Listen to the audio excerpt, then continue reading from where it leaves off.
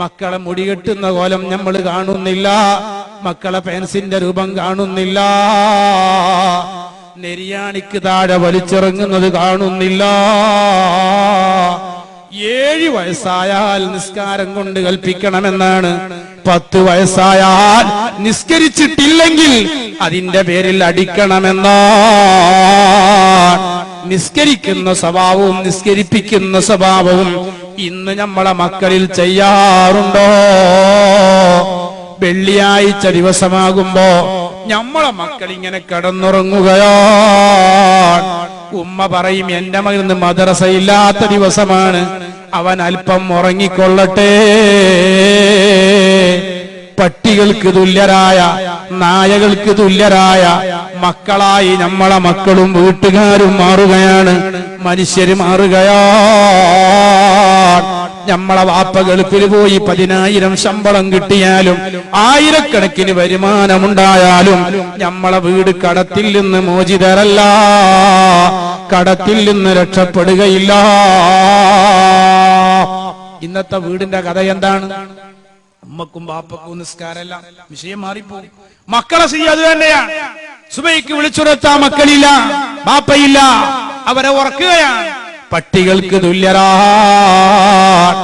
ഈ രാജ്യത്ത് പ്രഭാത സമയത്ത് എണീക്കാത്ത ആടുകളില്ല, പ്രഭാത സമയത്ത് എണീക്കാത്ത പക്ഷികളില്ല, പ്രഭാത സമയത്ത് എണീക്കാത്ത പറവകളില്ല.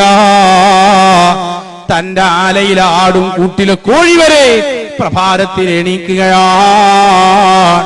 അർദ്ധരാത്രി ഉറങ്ങാതെ നെറ്റ് ഡ്യൂട്ടി എടുത്ത് സുബഹിന്റെ അല്പം വന്ന് മഴങ്ങുന്ന ജീവികൾ അത് നായകളും പട്ടികളുമാണ്.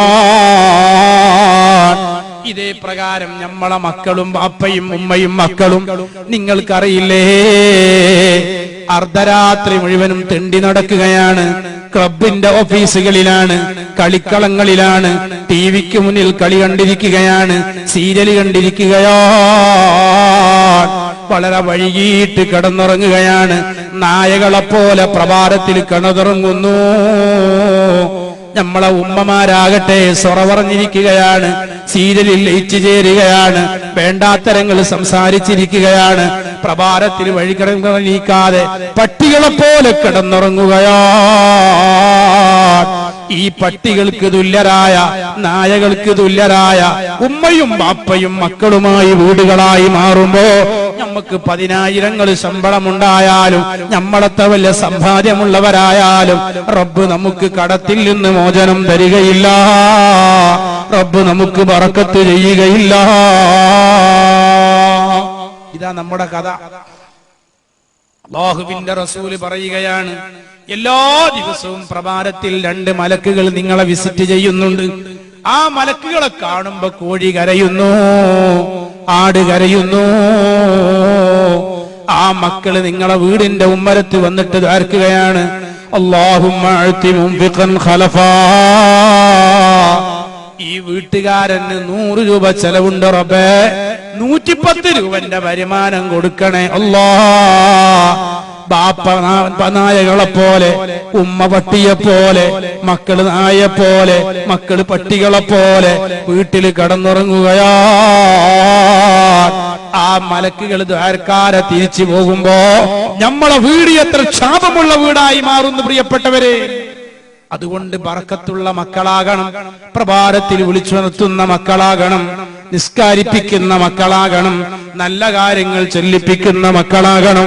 10 സ്വലാത്ത് ചെല്ലാതെ ഭക്ഷണം കൊടുക്കാത്ത ഉമ്മയില്ലേ, കിടന്നുറങ്ങുമ്പോ ഉമ്മ ചോദിക്കുന്ന, മോനെ 10 സ്വലാത്ത് ചൊല്ലിയിട്ടില്ലേ? മദീനത്തെ പള്ളിയിലെ മക്കള് കിടന്നുറങ്ങാൻ വരുമ്പോ ഉമ്മമാര് ചോദിക്കും, മക്കളെ നിങ്ങൾ മദീനത്ത് പോയി മുത്തുനബിയെ കണ്ടിട്ടുണ്ടോ? മുത്തുനബിയെ കണ്ടിട്ടില്ലെന്ന് പറഞ്ഞാൽ ആ ഉമ്മമാര് ശകാരിക്കുകയാണ്. മുത്തുനബിന്റെ മുഖം കാണാൻ അവർ സമയമുണ്ടെങ്കിൽ മദീനത്തെ പള്ളിയിലേക്ക് തിരിച്ചയക്കുകയാണ്. ഇതേ പ്രകാരം പൂർവികരായ നമ്മുടെ ഉമ്മമാര് ആ മക്കള് വീട്ടിലേക്ക് വരുമ്പോ, മക്കളെ 10 സ്വലാത്ത് ചൊല്ലിയിട്ടേ ഭക്ഷണം തരൂ, 10 സ്വലാത്ത് ചൊല്ലിയിട്ടേ കിടന്നുറങ്ങാൻ അനുവദിക്കൂ. ഇങ്ങനെ മുത്തുനബിയെ പരിചയപ്പെടുത്തുന്ന ഉമ്മയാണ്. ഇന്നോ കാളപൂട്ടുകാരന്റെ കാളക്ക് തുല്യരായി. ചെറു